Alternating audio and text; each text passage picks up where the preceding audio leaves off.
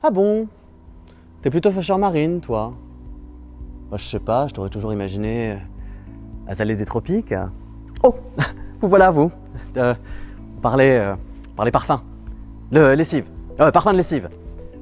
Mais si, vous savez, ce petit truc qui fait qu'immanquablement vous les sentez une à une dans les rayons du supermarché. Ce petit truc qui fait que vous êtes déboussolé chaque fois que vous ne trouvez plus votre adoucissant. Ce truc qui fait que, immanquablement, les lessives chez nos parents sont toujours meilleures. Ce petit truc, quoi. Qui fait que les lessives, ça sent toujours la lessive. Mais d'ailleurs, ça sent quoi, la lessive?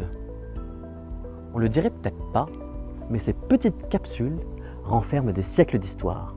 Et pour en avoir la réponse, il faut aller au Moyen-Âge. Allez, venez, je vous emmène. Et je vous promets, ce sera plus court qu'un cycle Coton 30. Au Moyen-Âge, la lessive, ça se fait à plusieurs et dans un cours d'eau. 2 fois par an, les villageois d'une même communauté se retrouvaient pour laver leur grand linge, ces grands draps et ces articles blancs qu'on utilisait trop peu souvent pour les laver régulièrement. Ces grandes buées, qui pouvaient durer plusieurs jours, réunissaient plusieurs familles dans une ambiance généralement festive et musclée.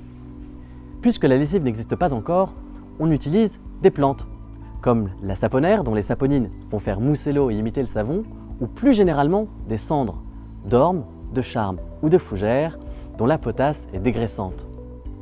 Puisque les cendres venaient des fourneaux, on peut imaginer qu'elles donnaient au linge une petite odeur fumée, mais généralement, on parfumait son linge avec des plantes qu'on allait chercher dans le jardin, comme des feuilles de laurier, des branches de thym ou des rhizomes d'iris. Bref, au Moyen-Âge, le linge propre est blanc et sans trop d'odeur. Cela va vraiment changer à la Renaissance, car avec la peur panique de l'eau, on va commencer à se changer plus régulièrement. Le linge blanc devient ainsi neuf et donc signe de propreté. Ces techniques de grande buée, de lessive à la cendre, de toilette sèche où l'on change ses vêtements, vont durer jusqu'au début du XXe siècle, quand des innovations telles que le savon, les cristaux de soude et le bleu d'outre-mer vont devenir de plus en plus utilisés. Ces innovations permirent surtout d'abaisser le temps dévolu à la lessive. Étant moins une corvée, on va la faire plus régulièrement. De 2 fois par an, on passe à 1 fois par mois, puis 1 fois par semaine, avec l'arrivée d'une vraie révolution, la lessiveuse. Le linge propre à l'époque sent donc le savon de Marseille. Ce compagnon des ablutions, ce champion des lavoirs, réalisé selon la méthode marseillaise depuis le siècle de Louis XIV, est un des produits d'hygiène qui a le plus contribué à la baisse de la mortalité infantile et des maladies infectieuses au XIXe siècle.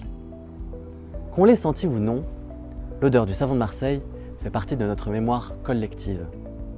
En 1913, les savonneries marseillaises en produisent 180 000 tonnes, mais après la Première Guerre mondiale et l'arrivée des premières poudres à lessive industrielles, la donne change. En 1930, aux États-Unis, les premières machines à laver électriques sont créées. Puis dans les années 50, apparaissent les lessives à détergent de synthèse. Plus accessibles, moins chères, plus efficaces et adaptées à ces nouvelles machines à laver qui entrent dans tous les logements individuels, ces nouvelles lessives font passer la lessive d'une dimension collective à une dimension individuelle. Le linge propre n'est plus le fruit d'un effort communautaire, mais d'un effort personnel. Ainsi, la lessive et son parfum deviennent le reflet de l'intimité de chacun. Le savon, la cendre, la fumée et les aromates laissent donc place au musc blanc. Introduites dans les années 50, ces molécules sont insolubles dans l'eau, ce qui veut dire que leur parfum reste accroché aux fibres du tissu bien après le lavage.